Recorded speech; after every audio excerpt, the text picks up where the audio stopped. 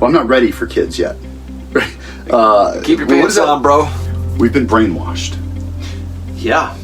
Over decades to think a certain way about the world in which we live in. Yeah, I can do anything better than you.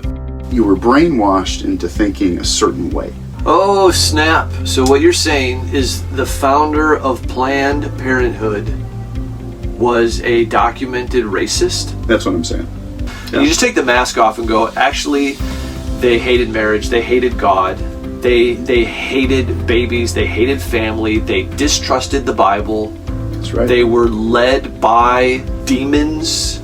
These are the pillars of the movement that has shaped our culture today. If you think of Beauty and the Beast, you've got this guy who is a beast, and the movie ends with the beast gone and the guy inside still there. And so the way that I'm thinking about it is you have women, and feminism is this beast that has come and taken over women. I like that. And we're saying, how do we reclaim the woman as God designed woman to be, and free her from this beast that has taken over? As if having children and being a mother was slavery. Slavery is awful. Yeah. Deprogram us from the propaganda that has brainwashed us. Reprogram us into what God thinks. Yeah. Welcome back to Plundering. No, are you ready? I'm ready.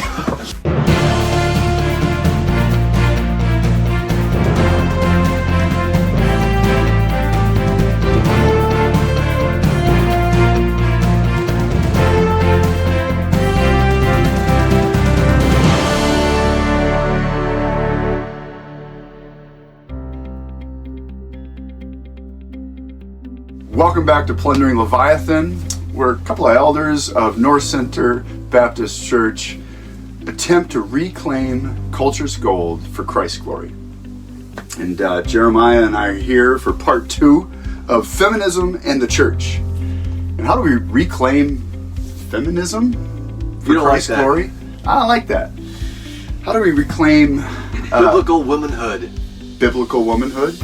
Yeah. Femininity for Christ's glory. Godly femininity. And you'll remember last time, here's a short recap. What we talked about was the culture is going off the rails with feminism, what it's kind of led to in society today. We talked a lot about women that are becoming men and men that are trying to become women.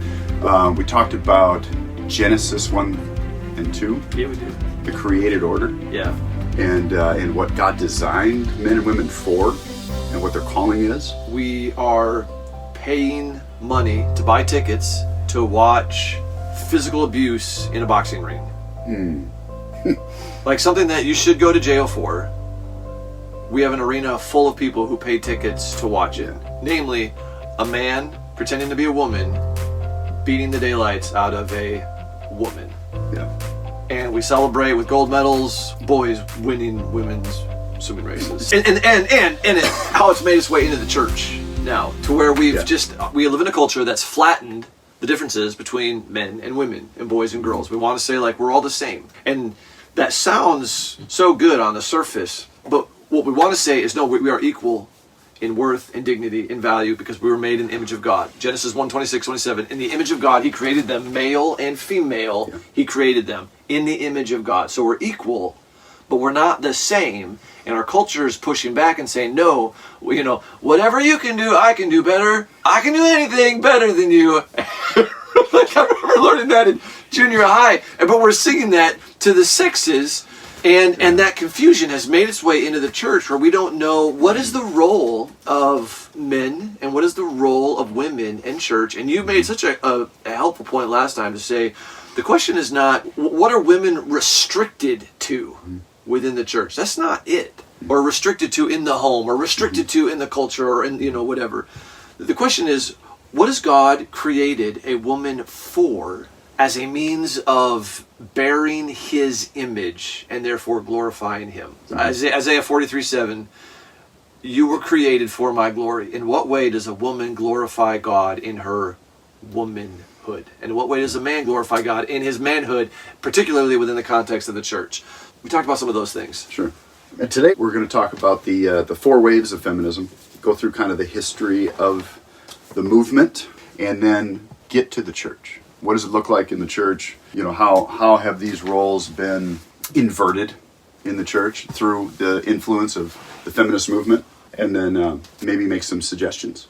And whether we use the language of plundering the culture, plundering Leviathan here, or slaying Leviathan, we might cut the head off of this snake and reclaim womanhood. Slay the dragon, save the girl. I like that better. Literally save the girl. Yes. Oh, I like it. Slay the dragon of feminism, save the girl that has been enslaved in the lair of feminism. And there are ways that Christians do that. There are practical, tangible ways that all of us in this room and the church at large... Our producers in the room, our assistant producer or director of communications is in the room. It's wonderful. We're growing. We're growing in this room. Amen. Amen. Right. So let's cut the head off this Leviathan, if you will. Feminism started, the movement started in the early 1800s, mid 1800s. So about the first wave of feminism, so there's been 4 waves.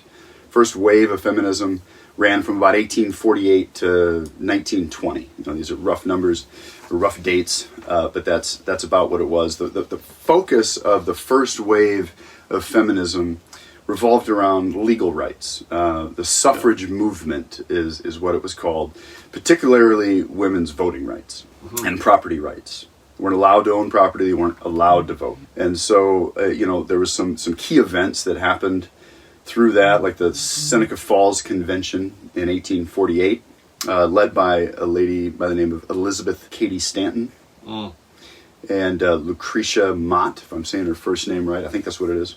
And in that convention, they're calling for the ability for women to vote, have the same legal rights as men, including property rights. And what's interesting about some of these folks, Susan B. Anthony was involved in this movement as well. Everybody knows Susan B. Anthony. She's got her head on a coin. Yeah, she does.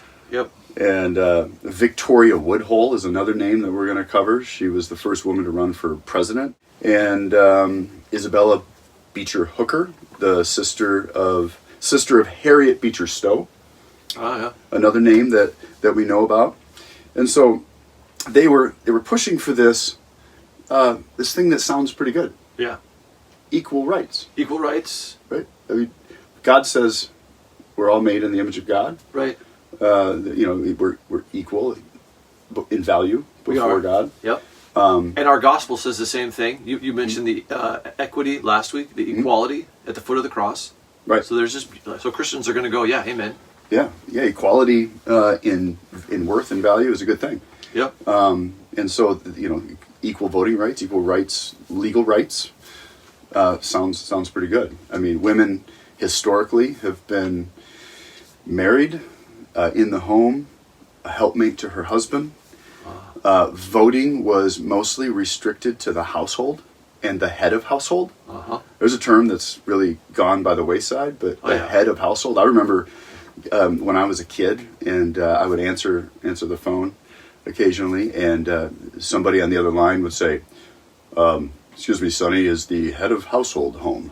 Mom! Actually, I was raised by a single mom. Yeah. I know. So I did, actually. Yeah. She was the head of household in my home. But historically speaking, the head of household was the man. That's a biblical term. The head of every woman is her husband. The head of the husband is God. Ooh. Right? And how patriarchal of you to say that. It's biblical. Wow. I mean, Ephesians 5. It's in the Bible? That's actually in the Bible. So we're going to get there. What? We're going to get there. Voting rights was something that was a big push for women to have equal rights there. This is Susan B. Anthony, Harriet Beecher Stowe, Elizabeth Cady Stanton, Victoria Woodhull. Why do we have Susan B. Anthony's face on a coin? Well, because she was the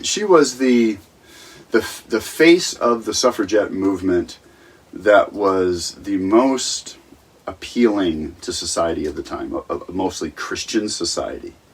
She was a Quaker. She had Quaker root. She's made a lot of statements that are actually very, very much not Christian at all. Was she married? That's a good question. She wasn't. I didn't know that. Yeah, not married. Huh. Very, very adamantly not married, intentionally so. Like, interesting. Because she was a nun? Quakers because she was a first wave feminist. I didn't. That's very telling. Well, some of the things she said is for instance, she considered any god that would require her to, get on her knees and pray to him was no god that she could worship. She found that, she frankly said, quote unquote, God is not great. She also considered worship. So, she was worshiping work.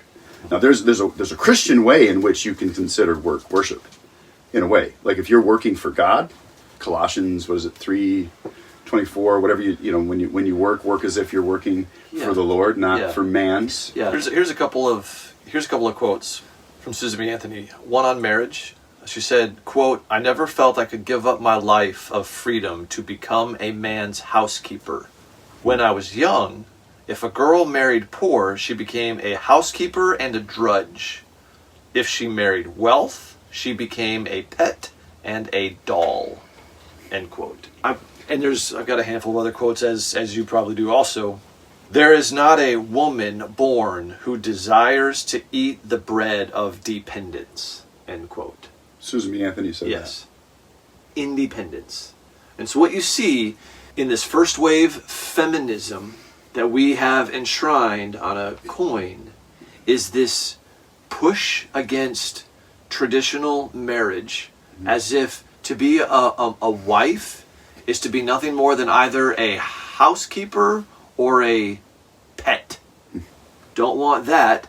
And you see this push for autonomy, this independence from the, as we'll hear later on, this idea of a concentration camp of the home. Ooh, yeah, no, you're right on. And, what's really interesting as I dug into this is a lot of these figures, in fact, most of them, were shot through with occultism. Just absolutely shot through. For instance, Victoria Woodhull, the first woman to run for president, she was involved in spiritualism and demonism. She consulted mediums and performed seances. And when she gave her speeches, she was in this trance-like state. She said, quote, "I am controlled by spirits. They take over me, and I say what they have me say." Here's another matron of first wave feminism. Yeah, so late 1800s, 1870s. Yep. That's Victoria Woodhull. Elizabeth Beecher Hooker, who I mentioned earlier, the sister Harriet Beecher Stowe, claimed spiritual guidance from the dead. Whew. Elizabeth Cady Stanton, really the founder of the suffragette movement, she wrote something called the Woman's Bible in 1895. She said that everything the Bible teaches is nonsense. And so she wrote her own Bible. Yeah. And took all the stuff out that she didn't like and rewrote it. Yeah. Yeah. You can go out and buy it. It's still available. Yeah, it's amazing. So that should just give us pause at the very beginning when we're thinking about how much feminism has infiltrated the church. When you look at the roots, and it goes back to a woman who says we shouldn't trust anything that's in the Bible. Mm-hmm. That's very scary. Yeah. James talks about the life cycle of sin. I said it starts off and small and then grows up, and the fruit of it is death, right? Yeah. But from the root of that sinful thing to the fruit of that thing is all sin. So if the root of feminism is occultism, demonism, consulting mediums, being controlled by spirits, what is the fruit of this tree of feminism going to be? Well, we know what the fruit is. We've seen it. We talked about it last week. And so you got to pull it up. Right. Root and branch, you got to pull it up. Yeah. Boniface option. Chop it down. Jesus says, Sermon on the Mount, you will know them by their fruits. And then he gives the analogy of the tree. He says, can a good tree bear bad fruit? Nope. Can a bad tree bear good fruit? Nope. Absolutely. So what do you do with the bad tree? You chop it down. Chop it down, yeah. Okay. First wave feminism ended roughly around 1920 with the 19th Amendment. 19th Amendment gave women full voting rights. Yep. And that was their pinnacle success, if you will. And from there, we go about another 40 years till second wave starts. Can I put you on the hot seat for a second and ask, what do you think about women's voting rights? Is that a mark of the gospel? I think I thought that for years. Like, oh man, it's like we live in the country that was founded on biblical principles, and it has resulted in the greatest expression of freedom for all peoples. How did slavery finally meet its political death? Through the work of the gospel, right? And women are voting. The gospel has liberated women. And voting, you're arguing, women voting is an outflow of the liberation of women in a biblical liberation? At one point, my thought process was, look at how the gospel has liberated women in America. They have the right to vote. Praise the Lord. Well, if the head of the household is the man, and you get one vote per household, and originally it was a household was a landowner, so he had vested interest in the community because he owned something, right? He owned land, and so what happened in the community directly affected his income, his quality of life, his happiness, and so if that's the case, then voting probably could be argued that it could be restricted to head of household landowners.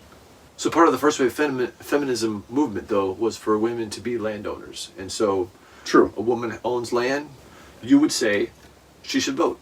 Perhaps. We call that squishy.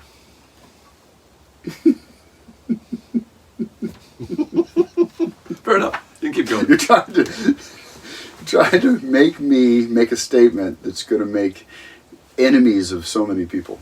But Yes. yeah. Should I make it for you? I'll make it for you. In our democratic republic, the authority is on the people, by the people, for the people. The authority in the United States of America is the people. Yes? Correct. Correct. How we wield our authority is through our vote, representation. Mm-hmm. So our act of authority is our vote. If God has given men the authority in the home, and so goes the home, so goes the nation, which is actually why feminism is a thing at all. Mm-hmm. And you'll probably get to that, but how do you control a nation? Well, you control the family. Mm-hmm. How do you control the family? You destroy the family. How do you do that? You can label it however you want. One of the big labels is feminism. Sure. Okay. As goes the family, so goes the nation. The head of the house is the man. So what happens now is when women are voting, they are exercising as much political authority as any man. Mm-hmm. And now you have a question of is it God's design for women to have that kind of authority in the political sphere? And the answer is? The answer in the Knope house is in our culture, I get 2 votes. Because as the head of the home, head of the household, the authority in the house, your wife would come to you and say, I have a vote, husband, honey. Mm-hmm. I've got these choices in front of me. Who do you think I should vote for? Yep. And she consults you about that. And it's not as if I fill the ballot out for her at the house. I got 3 votes this year because my daughter was 18 and she asked me how should I vote, and my wife and I agree, so that was easy. Yeah. We are, by the grace of God, like-minded in how we view society and voting and those kinds of things. And so essentially our household got 3 votes this year. So in a way, right, it's good that the 19th Amendment was passed because now I have 3 votes. The problem in most households, though, is the husband and the wife don't usually agree on these issues, these political issues. Sure. Yeah, that's true of many households anyway. Women are naturally more nurturing and more empathetic, more emotionally driven, right? As God designed them. As God designed them, as a reflection of God, who is nurturing and compassionate and full of the best emotion. Yeah, those are good things. And the men are the protector and the leader and the provider and the warriors. The warriors, they're a little more pragmatic, if you will, or they compartmentalize things a little bit better. In a way, in their brain, where we work different. I've often heard it said men are like waffles, women are like spaghetti, right? You ever heard that? Yeah, men are like waffles. Women are like spaghetti, right? Like spaghetti. Yeah, that's right. Yep. And that just means like the way that they think, right? So a man has all these little areas in his brain where he can compartmentalize things, like waffles. Like waffles. We can separate out. Yeah, we separate out the home stuff and the work stuff and the church stuff and the friends stuff. And you have to, if you're going to be a leader. You have to. You have to be able to go to war, kill the bad guy, and then go home and be a dad and play with your... Still be at war in your brain. And not take that home with you. That's right. You've got to have that tough conversation with whoever about whatever that's just full of emotion, and then go home and be able to do the next thing and not have all of it intertwined. That's right. Like I've got a buddy who works as a paramedic, and one of the things that worked as a paramedic, Jacob, he's been on the podcast. Mm-hmm. One of the things that made Jacob the best paramedic in Minnesota, well, there's a lot of things, shut up, but one of it is the fact that he was able to compartmentalize. You can hold somebody's insides and then make a phone call and say so-and-so has passed away to the family members, and then leave that box and go home and do the next thing.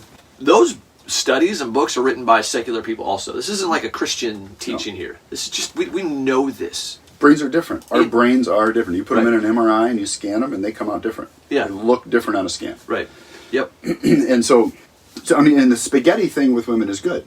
It's so good. Because they're able to multitask like crazy. I worked in a restaurant with my wife, and I was only able to do one thing. So we'd have a screen with all the orders on it, 2 screens with all the orders on it, and I'm looking at 20 orders on the screen, and I can only do the first one on the screen. My wife worked with me. She came back to the kitchen while I'm backed up and like losing my mind, and she would do something, and I don't even know what she's doing because I can't pay attention because I'm on this box. And then she touches the screen to bump something, and all I catch is her touching something, and I'm like, hey, what'd you do? I don't want to lose an order. She's like, don't worry about it. It was something I grabbed. But she was able to do all these things at once. She's got a headset on, listening to what's going on at the front. She's listening to the orders that are being taken at the front counter. She knows what's going on, where the ice cream is being made, and then she runs back to the kitchen and takes that one cheeseburger or whatever it was, makes it, runs out of the kitchen, and I'm still like, on the first box. Pickles. One thing at a time. Cheese. Exactly. That was me. Yeah. And it was amazing. What was incredible to me is that as she's doing all that, she's listening to like 3 other things happening at the same time, because her brain can multitask in a way, the interconnectedness of it all. Yeah. But on an emotional level, that is really beneficial to her. Like in the home, for instance, dealing with all of the kids and being able to just empathize and nurture, because of that. You need it in the home. You need it. You can't have it in a... as like, say, the President of the United States. You're going to lose every battle as a nation if you're being moved and led by emotion. The same thing is true within the context of the local church. Yep. The creature that leads the church needs to be able to compartmentalize, and God has created, you scan the brains and you see, whoa, both of them exist. Both of them exist.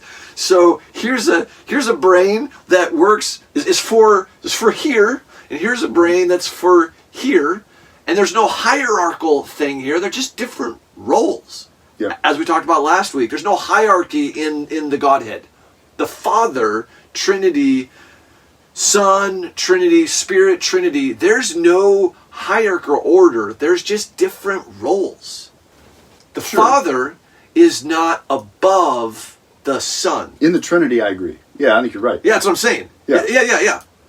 Yeah, no. So don't, I'm just, in God's godness, there is no hierarchical thing here. And so what I'm saying, in the church, for example, what I'm going to argue is there's no, like, hierarchy of importance. That's my point. I agree. 100%. Yeah. So the lead pastor is not more important than the nursery worker. That's true. Okay. Yeah. So, women's voting. Okay, there we go. Yeah, that's where created a lot of problems. They're empathetic. Their naturally empathetic nature caused them to see voting in a different way. Politics is war, right? It's you're battling enemies that want to destroy you. Okay, there's other countries out there that want to destroy the United States of America. Yeah. They hate us. They want to plunder us. They have been plundering us for decades. And so, when it comes to politics, you want somebody that's not going to be super empathetic about their enemy. That's correct. Right? Like, you need somebody that's willing to push the button to launch the bomb. Occasionally, you have to just drop a bomb on your enemy. And let's just face it, are there women capable of doing that? Yeah, absolutely. Is it in their nature to do that? Probably not.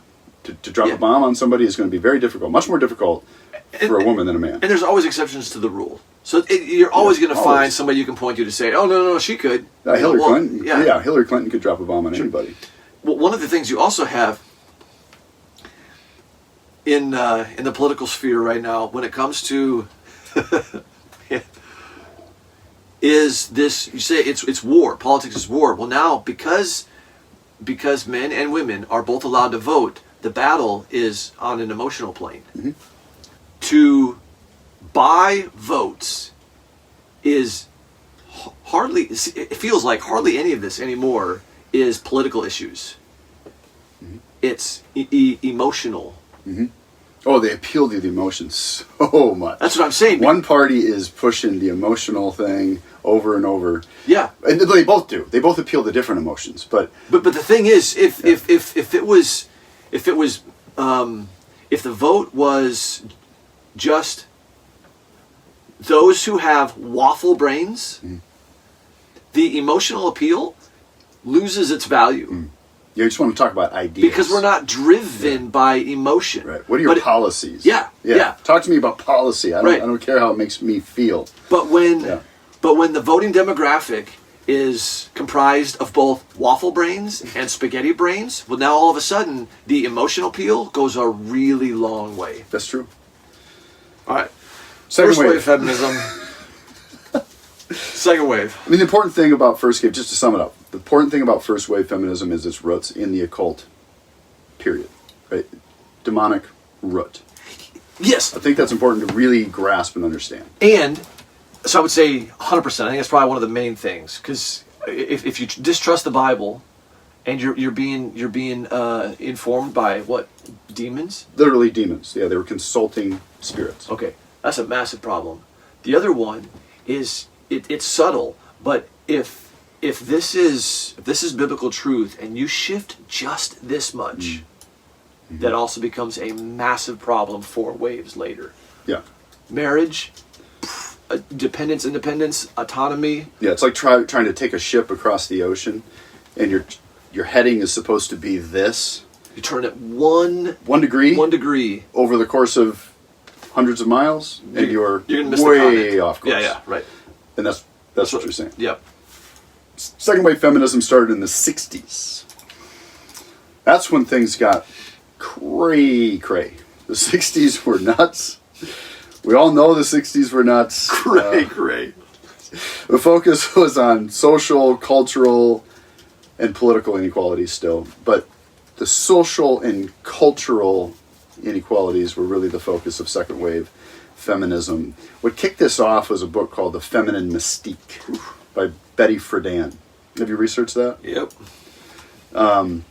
Betty Friedan was a housewife, and so unlike Susan B. Anthony, she was married, but she didn't believe that a woman's role was to be homemaker and wife. She believed that women were depressed and not satisfied because of being in the home, and that they should be freed from that. And maybe we can do a whole episode on Betty Friedan and the feminine mystique, because that had massive influence on how the culture perceived second wave feminism and the push for individualism. So that women should be totally individual and separate from their husband. No longer are a husband and a wife united and becoming one flesh. But there's an individual that has individual rights everywhere, and another individual that is separate from her husband that has individual rights, period. And that she can make all of her own choices in and outside the home. But the fruit of that book was taking women and making them feel like they were dissatisfied by being a wife and a mother. Yep. That was not their calling. That was the book's main message. Your calling is not to be wife and mother. That's why you're depressed, wife. Right. It was because you were made for so much more. You were made, to go out and be a boss babe. Yeah. You were made to go run a company. You were made to be in the workforce. Oh, man. And from that, came the push for abortion. It was in 1960 that the birth control pill came out. So it was in the 60s that you had free love. Love and peace. Free love, man. Right? Yep. This is all in the 60s. The push for individualism, free love, sex without consequences. Right? They're like, well, men can go out and have free love and no consequences. Women should have it too. So we get the birth control pill. And women that have children, well, they got to be taken out of the workforce. So how do we keep them in the workforce? We make sure that they're not having babies. Yep. So birth control and abortion is the fruit of second wave feminism. Not only that, but divorce rates through the roof when we get to this part of feminism. Before the 1900s, or even in the early 1900s, the divorce rate was somewhere in the range of like 0.3% to maybe 5%. Of marriages that ended in divorce. Right? By the time you get to the 60s, into the 60s, the divorce rate was at like 50% of marriages. Yeah. So the first wave going into the second wave, the first wave feminism really led to that almost 50% rate. And then in the 60s, it culminated at the highest rate that they had ever seen in the history of the world. Yep. And the Bible says God hates divorce. It does. Yep. It just everywhere. And it's because all of this goes back to Genesis. Well, why does God delight in women living within their biblical glorious femininity? Because it reflects God. Mm-hmm. Why does God delight in men being men? Mm-hmm. And our culture our culture puts an equal sign to masculinity, and then writes toxic. To be masculine is to be abusive or toxic or what? And no, and God, there's a reflection of God in marriage. It's the same thing. Paul clarifies in Ephesians 5 the reason that God delights in marriage so much is it points to Christ's love for the church, which is why God says in Malachi, I hate divorce. Mm-hmm. That's right. I hate it because it destroys the picture of God that He has given to the world. And so we have this first wave leading to second wave feminism that is pushing for this autonomy, this sort of self-actualization or realization or independence. You've got even like the image of the warrior chick who's doing her thing. Yeah. Like Rosie the Riveter. Okay, Rosie the Riveter. Yeah. So Deuteronomy 22 says the woman is not to be putting on the clothes of a warrior. Yeah. Yeah. Why? That's not her role. But I digress. We're pushing away from God's design, and that's leading to the divorce rate, the abortion pills, which isn't just about sexual liberation. It was also about like eugenics. It was. We'll get into that. All right. Margaret Sanger and Good. eugenics and that Good. movement, absolutely. Right. So the one thing we didn't mention that is really important is the Industrial Revolution. Yeah. We didn't talk about how, we were an agrarian society for the vast majority of human history. Right, so agrarian meaning we lived off the land. This is so important. We farmed, we did all these things. And the Industrial Revolution with machines and assembly lines and these things made it so that you went outside the home, off of your homestead, and you went and you worked in a factory somewhere. Right? So it started with men working in factories, leaving their home, leaving their wife, leaving their kids, where they would typically have lunch with their children and breakfast with their children and be involved with the education of their children and helping the wife with that education and praying and discipling their children, took them out of the home and brought them into a factory somewhere, a soulless, godless factory making widgets for Ford Motor Company or something like that, right? On the assembly line. Yep. And then women push to also go work outside. We should be able to do that. If you could, anything you can do, I can do better. And so the Industrial Revolution leading up to World War II, that's what we saw. We saw more and more women working in factories. They didn't have equal pay. So as the Industrial Revolution motors on, the fight became a fight for equal pay, which culminated with the Equal Pay Act. 1966, I think, the Equal Pay Act was enacted. A law that required equal pay for men and women, which isn't ostensibly bad. But still under the banner of equality. So you have men working outside the home in these factory jobs. Yeah. Women now working outside the home in these factory jobs. So one question is, where are the kids? Well, the kids, the ones that didn't get aborted or weren't born because of the birth control pill, well, they went to daycare or to school, where government schools could then raise them and train them in what to think. Deuteronomy 6, except for not a mom and a dad, but a government. Deuteronomy 6, teach your children these things as you rise up, and as you walk along the way, and as you lie down. Right. So now we have a government teaching your children these things. They rise up and they go to school. But I mean, even government schools became daycare. Because there's nobody at home. There's nobody at home. The dad has left the home. He's been out of the home for a long time. As mom entered the workforce, and her workforce participation rate went from like 20% in the early 1900s to 60% by I think it's 1980s. Yeah. So 60% of the women are working outside the home every day. And so, where are the kids? Daycare or government schools. That's where they go.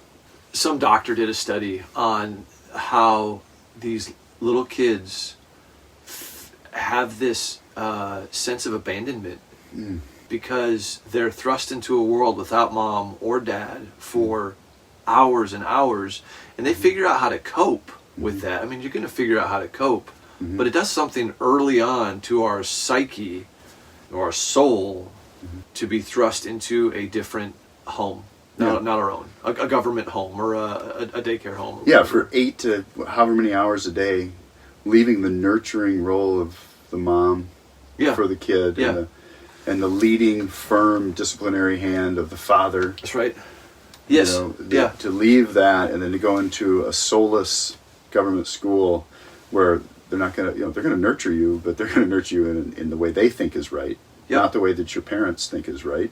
And you see, so then you fast forward from that to today, and I leave for work in the morning. I leave my house, and I head to work. 'Cause I mean, our agrarian home, we have a little planter in the backyard with some herbs, and we have 6 chickens.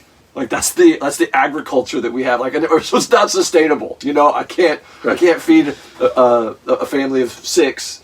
On some, basil leaves and eggs. Sure. So I leave to go to work, and as I'm heading to work, I pass kids, all of them on their phones waiting for the bus to come pick them up and bring them to school. And then as I get to my work, I arrive before the day kind of starts for most families, and I see the male figure in the home get in his car and leave, and I see the female in the home get in her car and leave, and I see the kids hop on the bus and they leave, and this stems back to that.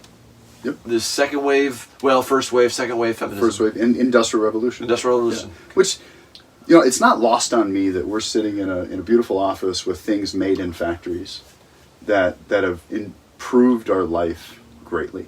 Right? Like there is good to be wrought from manufacturing. I mean, our economy was booming, which is good for human flourishing, to have more money available so that you can live a higher quality of life. I mean, I don't know, if you went back to the 1700s and you talked to somebody that was barely scratching out a living on their homestead, and you said, hey, would you exchange all of this toil and struggle for this beautiful, you show them a picture of like this beautiful suburban house, and said, would you exchange this scratching out a living for living in this beautiful house and going to work at Apple, being a director of communications, right, or whatever? Would you exchange it? I think a lot of those guys in the 1700s would go, yeah, you kidding? I don't have to deal with the animals and pick up their stuff. I don't have to deal with drought. I don't have to deal with blight. I'll exchange it in a heartbeat. So it's not lost on me that our quality of life is much higher. Physically, like, how we're sustaining ourselves better. We have food that's not scarce. You can go to a grocery store and you can just pick whatever you want off the shelves and take it home, and you don't have to grow it. Mm-hmm. And so life is easier, right? We're wearing clothes that it's easier for sure. We didn't have to make these clothes; they were made for us. Yeah. So I mean, there's a balance that has to be done here. We that lifestyle that we live today was really only afforded by the elite in most of history. Oh, absolutely. The leisure to be able to read the Bible. Yeah. And to read history. Yeah. To read the classics in literature. Right? That was only afforded to the elite. That's right. Which was few, right? And so the most of the people were just barely scratching out a living. They didn't own books, probably couldn't read, right? And so having a Industrial Revolution kick off and having all this access to economy and making money has made it so that everyone can read and everyone can own books. And I've got 30 Bibles in my house where, somebody... You're so spiritual. Yeah, it's not it. So it's just spiritual. My point isn't that. My point is that people couldn't afford a Bible, or they couldn't read the Bible if they had their own. That's not about spiritual. It's about just access to the Word of God. There was no access hundreds of years ago. They couldn't afford a Bible, and even if they had one, they couldn't read the Bible because they didn't have time in their life to learn how to read. And so government schools has allowed people to learn how to read. At that time, so sometime we have it on the schedule. We're going to do a podcast on Christian or childhood education. And that'll also probably be a multi-episode podcast. But I'm thinking of like the Reformation. So there was this time when the gift of the church was education to children who didn't know how to read, but it was they were church schools essentially. Mm-hmm. The curriculum was songbooks and the Bible predominantly. And just the New England Primer was a result of that. New England Primer is how they learned their letters and their words. A is for Adam. In Adam, we all fell. Isn't that amazing? Right, that's how they learned to read. So second wave feminism, was where we got abortion and Margaret Sanger and the eugenics movement. Can we have to talk about Sanger for a minute, because she's such a key figure in this. Yeah, Margaret Sanger in the eugenics movement. She was a eugenicist. What is eugenics? Eugenics is essentially making sure bloodlines are pure. Yeah. What does that mean? Making sure bloodlines are pure. There's people in society that Margaret Sanger saw as less than or incapable of adding any value to society. So people with physical disabilities, people with mental disabilities, those people are a drain on society. In the eugenics movement, that's what they would say. And so, everybody has to suffer because the people with the disabilities need to continue to live, but they have to be cared for. And so society has to care for them, or a family has to care for them. And it's a drain on the family to care for somebody with a disability. She also saw African Americans as less than, as low IQ, and not worthy of living. She was a racist. She was. And a eugenicist. And so it's she's the founder of Planned Parenthood. Oh, snap. So what you're saying is the founder of Planned Parenthood was a documented racist? That's what I'm saying. Wow. That's a documented fact, that she was a eugenicist and a documented racist. And it's no surprise that Planned Parenthood, when it came up, the first clinics were all in African American communities. Why would you say that? Because she didn't want black people to have babies.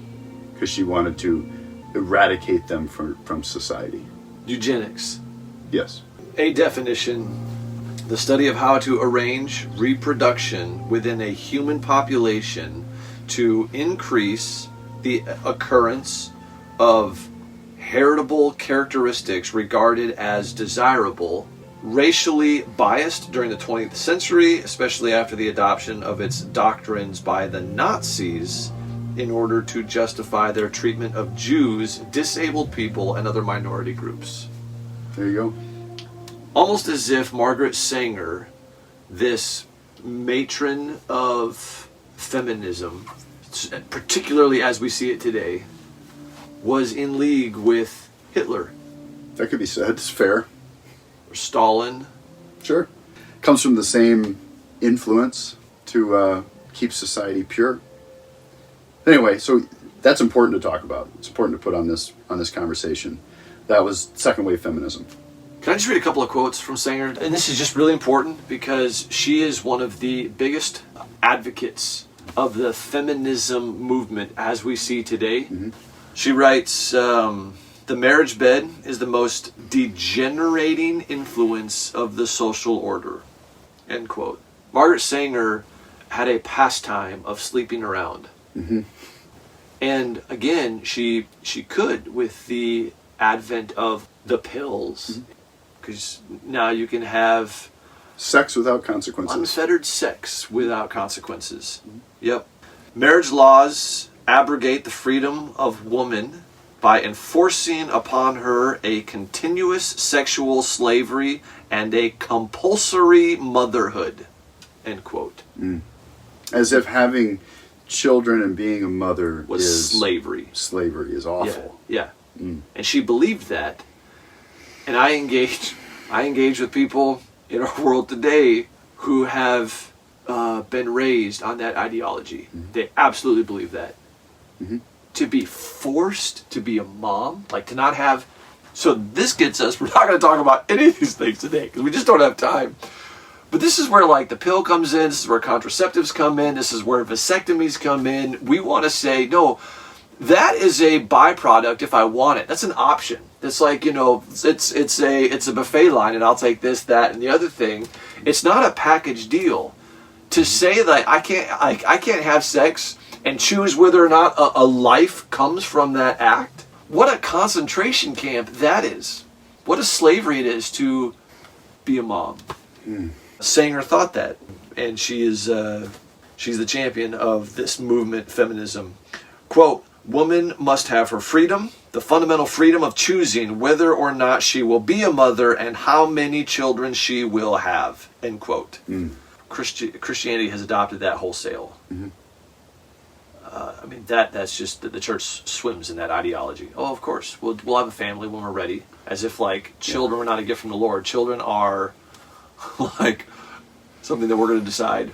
Yeah, I hear this all the time about having kids. Like, well, I'm not ready for kids yet.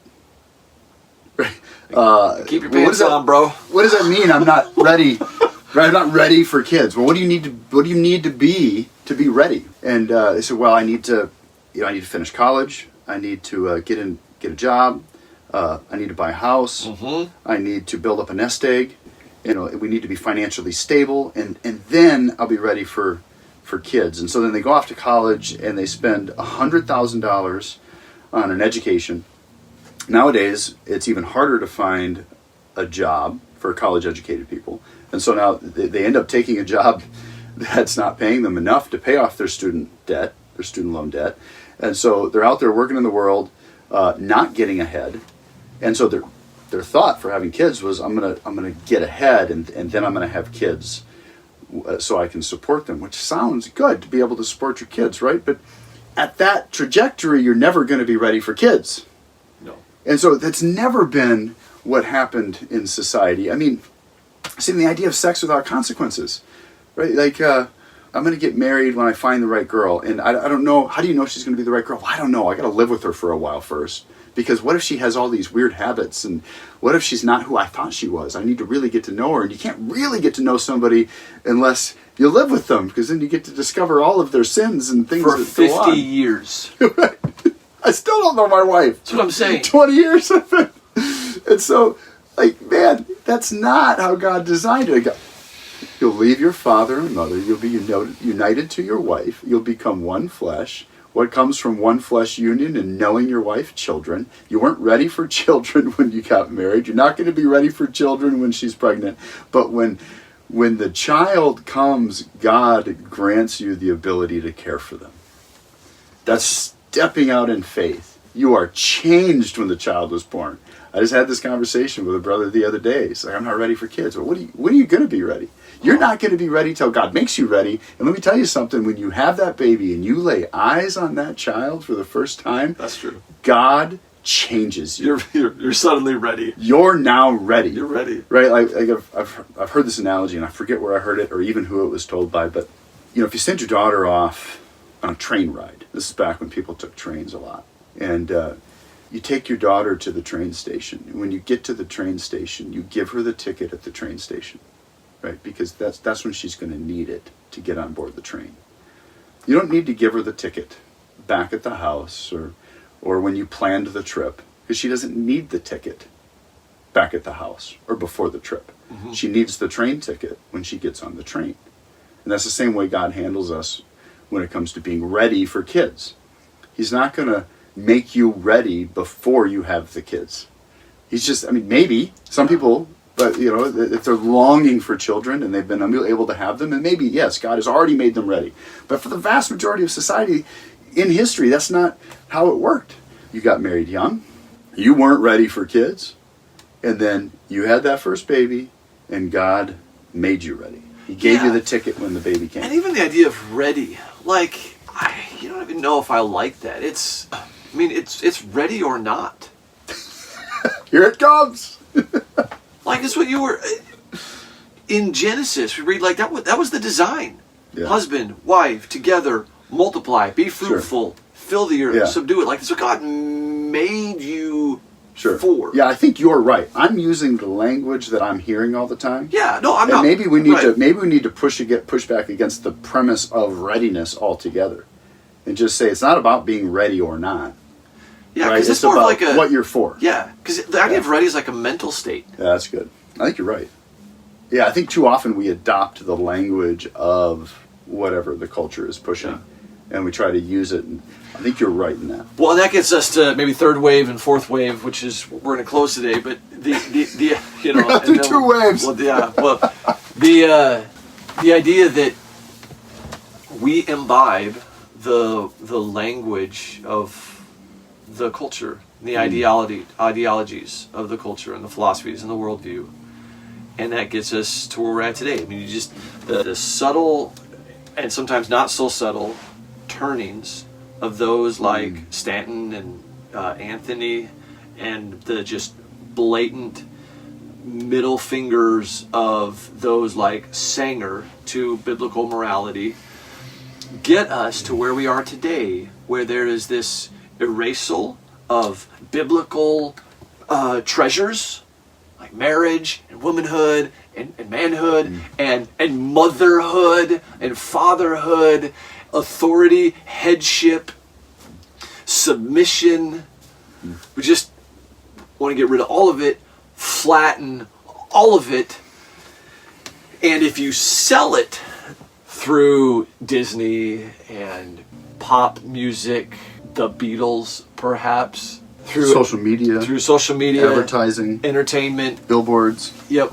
You figure out how to sell it, and everybody comes and buys it. And now you have this question in the church, which is what this whole multi-episode podcast is about, is we live in a world that has strings attached everywhere to the feminism movement. We're trying to figure out, how do we slay this Leviathan, cut its head off, and prize, which is very countercultural right now, biblically defined roles for women and men, and not try to cross into each other's lanes and say, this is for you, not for me, and I'm so glad that God gave you this. And this is for me, not for you, and I'm so glad that God gave me this. And that's going to take a lot of work. Take a lot of podcasts.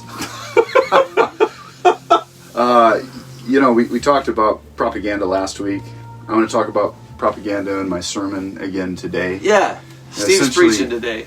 Essentially, it is just, you have no idea just how influenced you have become by all of the propaganda that you're talking about, the Disney and the social media and the TV programs and the news channels and the magazines and billboards and everything, entertainment, all of it. We've been brainwashed. Yeah. Over decades to think a certain way about the world in which we live in. Yeah. And very intentionally, deliberately so. Very intentionally, deliberately to the devil's great reward. Yeah, spiritually deliberate, but also like maybe next week we can talk about how like there are documents stating these are the goals of a feminist movement. Yeah, they have goals. There's an end in sight for them, what they want. And these goals stretch back decades. Yeah. Here's the goals, here's the plans, Yeah. here's step 1, here's step 2, right. here's step 3, and you just do a dive through history and go, wow, they've actually done all these in the order that they said they were going to do these decades ago. That's right. And the world looks like what they wanted it to look like decades ago. This isn't an accident. No, this is on purpose. And so when I say, the reason I bring up propaganda is because this is why we're being so deliberate in our approach to this. This is why we want to go all the way back and unveil what all of this thing is, because it's been happening forever. And so it's going to sound super foreign to you. It's going to sound like there's a couple of guys in the room that are just trying to just chauvinist pigs that are trying to... Yeah, because you've grown up in an egalitarian society that says there's no distinctions. You were brainwashed into thinking a certain way. And it by helps, propaganda. You're right. And it helps if you take the mask off of some of the main leaders, which is kind of the payoff of this episode. Yep. Is to say you have those like Stanton and Anthony and, you could say like the Hitlers of the world with the eugenics that was totally adopted by Sanger and company. And you just take the mask off and go, actually, they hated marriage, they hated God, they hated babies, they hated family, they distrusted the Bible.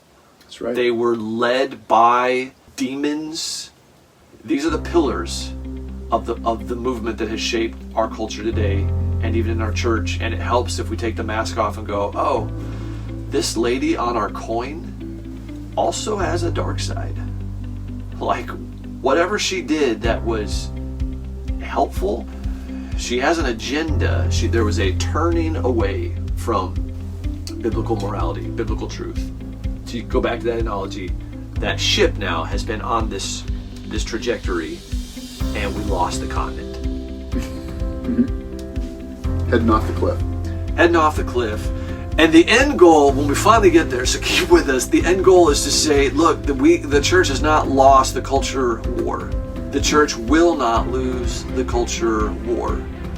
The gates of hell cannot stand against the church. The church is on the offense. There are seasons in church history where the gospel shines brighter than other times.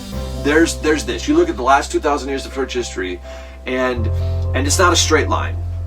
And so there was seasons in our country in our country where the gospel was just, it seemed like it was on this uphill, incredible trajectory. And perhaps now we're at this low point, but we haven't lost. You zoom out and go, no, the big picture is always upwards. We did an episode on this, episode number 2 or number 3 or something, postmillennialism. So we haven't lost the culture war, but there has to be an intentional, deliberate act on the church, families within the church, to say, we're going to do our marriage like this, we're going to do our home like this, we're going to raise our kids like this, we're going to do hospitality like this, we're going to engage in discipleship like this, we're going to do this thing with our TV and not that thing, we're going to do this with social media, not that. We're going to spend time here. We're not going to spend time here. Here's how we're going to talk about our pastors. Here's how we're not going to talk about our pastors. Here's what we're going to do within the covenant community of the local church. And we reject this worldview that treats church like just another item on the buffet that we can take it or leave it. There are all kinds of ways, women discipling other women, older ladies saying, I'm not just, retirement is not about, I don't know, what do you do, ladies, when you retire? I don't know, guys golf, I don't know what ladies do, but it's just like whatever, like I'm gonna invest my retirement into discipling younger women and how to be moms and wives. I'm gonna give the gift of my years of experience to discipling others instead of, whatever it is you do in retirement. That to say, there are ways the church gets engaged, but it's intentional, it's deliberate, and because it's countercultural, it's hard work. Sure is. Well, we cut half the head off the Leviathan today, the Leviathan of feminism. Obviously, this is going to be a multi-part series, more than 2. We tried. We didn't get there, not even close to what we want to accomplish. So next time when we get together, we'll cover the next 2 waves of the feminist movement. They'll go a little shorter because really the important things about the 4 waves of feminism, the first 2 waves were really the foundation that got this ball rolling. And the 3rd and the 4th wave, we should be able to cover really quick and then get into feminism in the church. Yeah, just 5 minutes, right? That's all. just 5 minutes. You say, like, when I text you and say, hey, do you have 5 minutes for a phone call, Pastor? And like 45 minutes later, we're done talking. I intended for a 5-minute phone call. It just never works out that way. These conversations are great. This is good for us just to wrestle with it. It is. Too. It's helpful. And just to be able to, elucidate our thoughts and talk about these things and figure them out, wrestle with them. We don't have the answers. We know where the answers come from. That's from the Bible. That's from God. And so compare everything that's said against the Word of God. Hold it up to the Word of God. And if it doesn't align with God's Word, then it's not truth. Whatever Jeremiah says, whatever I say, doesn't matter. I said it last podcast. I'll say it again this time. Doesn't matter what we think. It's what God thinks that matters. And so go back to the Word. Always run to the Word and ask God for answers. Ask God for insight. Ask Him for light. Ask Him for truth. And He'll give it to you. He will. Yeah. And that's our aim. That's our hope. Yeah. And so we want to take whatever the culture is telling us and we want to say, well, what does God say about it? And then reshape your thinking. Deprogram us from the propaganda that has brainwashed us. Reprogram us into what God thinks. Yeah. Do not be conformed to the pattern of this world, but be transformed by the renewing of your mind. And how do you renew your mind? You renew your mind by going to His Word and asking for insight. Be the blessed man in Psalm 1 that meditates on the law of God day and night. Yes. He's like a tree planted by streams of water that yields fruit. His leaves do not wither. Not so the wicked. They're like chaff that blow away because they did not meditate on God's Word. They're not a tree that's going to produce good fruit. That's right. Feminism was not a tree that produced good fruit because it was not founded in biblical fidelity. It was founded in demonic occultism, and the fruit of it is rotten. And so, compare everything to the Word of God. That's what matters. That's right. We cut half the head off the Leviathan. We'll cut the next half, Lord willing, cut the next half off next week. And we'll get to, Lord willing, Feminism in the Church soon. But remember, Leviathan is bound. He is. Go take his stuff. Until next time.